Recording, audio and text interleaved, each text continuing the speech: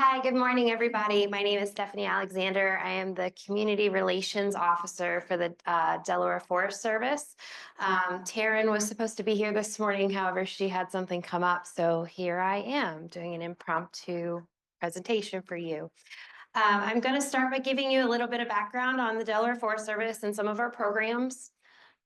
We have four main big programs we have is stewardship for our landowners, forest health, and we have a fire program that does all of our prescribed fires and goes out on the out west wildfire calls. We also have the Delaware Forestry Urban and Community Forestry program, which is Taryn's program, which is what I'm here to talk about today. Our Urban and Community Forestry Program offers technical and education, financial assistance to communities and homeowners, municipalities, and nonprofit groups. We plant and care for the trees. We perform a lot of sick tree calls. We help with species recommendations and placements and partake in a lot of outreach events. We do have some coming up. The Blackbird Fall Festival and the Trap Pond Nature Fest are just two of the ones that we do participate in. We offer a lot of financial assistance. We have an annual grant tree program. Projects include a lot of tree inventory, tree planting, tree pruning, hazardous tree removal, hazardous ash tree removal, and invasive species removal.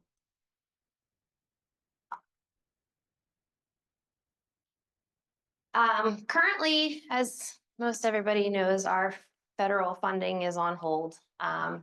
We also have a big question mark next to whether or not we're going to get funding this year or not. So our 2026 grant cycle may not be open for any inventory, planting, hazardous tree removals, or invasive species removal. Our hazardous ash tree removal grant will open November 7th, and it will close on January 30th. But this is going to be for Newcastle County residents only. All of our guidelines are on the delaware.gov /Delaware trees. So you can find information on those grants coming up. The other topics that Taryn was going to speak about was proper tree planting techniques. So I'm going to touch on that, and then I'm going to defer all questions for tree planting back to Richard Pratt, who's come with me today.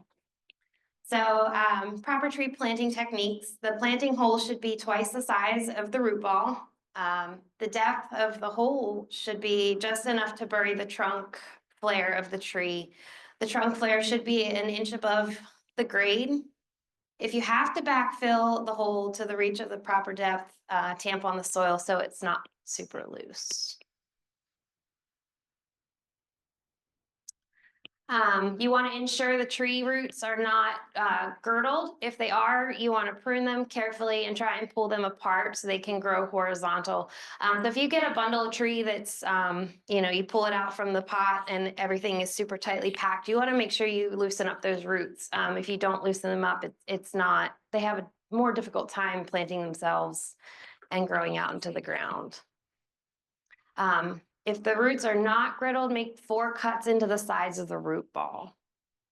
So you're going to place the tree in the center of the hole. You're going to backfill the hole with soil and gently compact along the way. Do not place additional soil in a ring around the tree. Any excess soil should be removed from the site. And then mulching. So this is a big one. Mulch should be spread flat, 2 to 3 inches thick and 3 inches away from the tree trunk. Volcano mulch leads to excess moisture around the tree trunk and can lead to trunk and root rot. We see this a lot in a lot of the plantings in a lot of the communities where landscapers will come in and they will pile up and do a volcano mulch around these trees. It should not be that way. There should be some room for that around that trunk. Tree watering. So trees should be watered after planting at least 5 to 10 gallons. Trees should also receive the 10 gallons of water per week per inch in diameter. So just a basic guideline is once you get those trees in, to keep them and give them a good start. Just some recommendations there for you. And that's my really quick 5-minute presentation that I have from Taryn. If we have any questions, I do have Richard Pratt here with me today that can help answer any tree planting questions that you have. Taryn Davidson is our program coordinator for the Urban and Community Forestry. So she is a great contact for any of these grants that we have available and coming up. I have a little bit of I'm a little bit familiar with some of these grants as I've been working with her for about a year now with her billing. So also the delaware.gov/Delaware trees will also give you more information on those grants. Any questions for Stephanie? What's their grant for 2025? For 2025, I believe there were grants for 2025, but I don't think they've been released yet. We're kind of on hold until we hear about 2026, if I remember correctly. So I have one comment. Do we have any other questions about planting trees? Yes. I'll throw one out there. How far from a roadway or from a sidewalk or anywhere where the root system could kind of come up and lift, should a tree be planted? Is there a rule of thumb for that? So, yeah, I mean, there is. If whatever the expanse of the crown of the tree is, that's how far your roots are gonna go out. So you sort of have to estimate out 20 or so many years Correct. to maybe do it properly? You should be planning based on mature specifications. You know, putting it in a little tiny space isn't gonna do it if you're putting in a 80-foot tree Yeah. at maturity. And so that's very, very important. The other thing I wanted to point out, and Richard's gonna laugh when I say this, but notice the trunk flare. If you don't have a trunk flare, I like to tell my volunteers when we talk about planting, we don't do telephone poles. If you can't see the flare, it's planted too deep. And that is one of the biggest problems we see that comes in the office. People plant too deep. And you know, or they launch it up so high that 90 or 85% of the water that tree's gonna take up is from the fine hair roots. If you plant it too deep, it doesn't get enough oxygen. If you mulch it too deep, it doesn't get enough oxygen. So establishment is very, very important. Well, another thing is that when you buy trees from the nursery, if it's in a pot, you want to look for the trunk flare because most of the time they've got a lot of soil or whatever it is in the pot up around the trunk flare. So to pull it out, you want to make sure you find that trunk flare before take the whole neighbor from the bottom root system to the top of the trunk flare. Exactly. That's a great point. So another thing is when you're picking your tree out, please you pick the tree out. You make sure that it's a good one because I don't know how many times I've seen somebody pick it for you and there could be damage at the bottom and it might not be on purpose. I'm not saying that. What I'm saying is definitely check what you're buying because I've seen a lot of failures happen because there's damage on the bottom of the tree or something. Usually you can tell if there's something. We're having a hard time finding actually go out and pick the tree. We've turned down a lot of trees, but we're writing specs right now for the contractors. When they give grants out, our expectations and ANSI standards, we want the contractors to follow. Also, what second like tree, so many times they bring in trees on. Important. And also having the right space, looking out the findings and putting out canopy size and you can't show white oak while they do in 340 phase.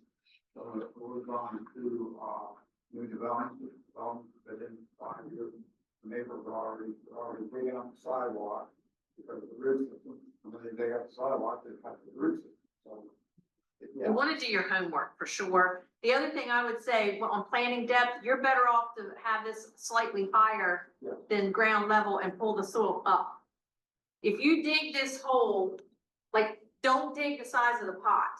Again, you have to find the root flare and it's the root ball size. We've seen that too. And it's important to go out and not deep. If you go so deep and you fill back in, many times it'll settle in and then it's too deep just from that. But I've gone in with a trowel that's got 4 inches marked off on it and they're literally 4 inches too deep at some point, so. We pulled a tree in our HOA in the front yard that had died. And the hole seemed like it was the right size, but it was so clayey on the bottom. It looked like a pot on the bottom. And it was like water puddled in there when I pulled the dead tree out. Is there something you can do to the bottom of the hole that has it drain better when it's like just a flat piece of clay like that? Well, did you have did you loosen up the soil around it or was the hole the size of the pot? It's a little bit on the side, so there could have been other issues, but I was fascinated by after a year, when I pulled it out, there was literally water sitting and it hadn't even rained. It just seemed to be collecting, Yeah, so that needs to be raised. If you've got your water table coming up that high, okay? you have to figure that out. While you're digging the hole, if water's coming in, Mhm. you gotta change how you're gonna do that planting. All right, so the impervious nature of the bottom of the soil in our development can't be, we put clay buster constantly, but. Yeah, but you need somebody to come in and look at your drainage and what your water table is doing. You might have to plant up on a slight bed Okay. because the roots you can't hold your nose for 2 days, right? After 2 days, water in a hole, those roots are gonna die. Well, yeah, is it your water table or is it that it just can't get through? Drainage. If it can't get through, Exactly. is there something you can do to make it? How deep is your clay pan, I think is. Yeah, you gotta bust through. Farmers would have a ripper that they would go through that and bust through that clay layer. That's what I didn't know. Got it. Yeah, so That clay layer. that would be important. Depends on how deep it is though. But it could be 6 to 8 foot deep. Correct. And if it's too deep that it's not cost effective, then you're gonna need to go up. Like with us, we don't want to get rid of topsoil. That's why we take a ripper to rip that thing. And the other thing is, any kind of roots, if you've got a lot of clay, compost helps, just like John said, but you've gotta give those roots a place to grow into. It's like us, path of least resistance, you do a clay bowl and you plant it in that clay bowl, guess what's gonna happen? Exactly what happened to your tree, cause there's nowhere for it to go. Right. So, Right, thank you. yeah. Any other questions? About for seed. For seedling? Same thing. I mean, you just gotta give it a nice hole that has plenty of room for it to go into. 5 inches, 3 inches. I would do at least a square foot. I mean, if we're talking little sapling, right? Yeah. I mean, you again, if the soil is poor, you wanna at least establish a good area for it to grow into. Yeah.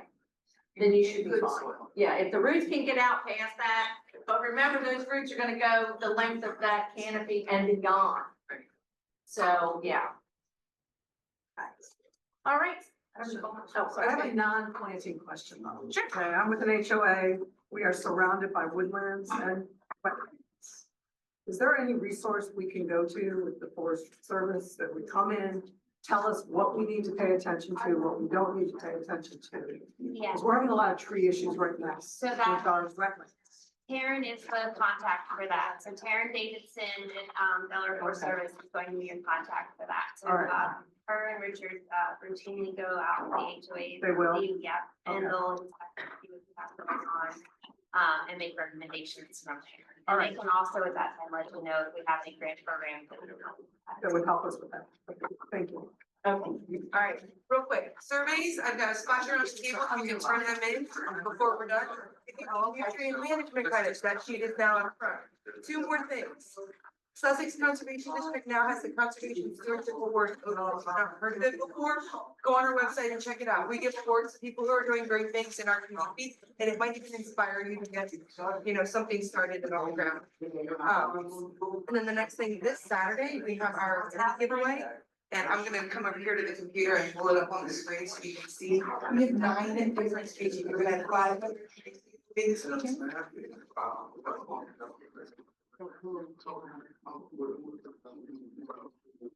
So if you didn't hear Siobhan, they have a Teddy tree giveaway, free trees, she's pulling up the list. It's this Saturday, 9 o'clock, correct? But there's a list, they have small trees that go up to large trees as well. We're expecting a lot of people. Last year they gave away, I know, 750 trees, they have 500 this year, so if you're interested. Our traffic plan, we're gonna be looking at the non-inclement weather, because I'm hoping we're not gonna get rain on Saturday, so that's my goal. At the top of where it says 2025 Teddy trees, I'm gonna click on that link, it's gonna give you all of the information about the trees that we're gonna have, so there's 9 different species, it's gonna give you the size, the quantity, the height, width, and then the species that they support, and then if you want more information, there is a link there as well that you can follow. But I hope to see everyone Saturday.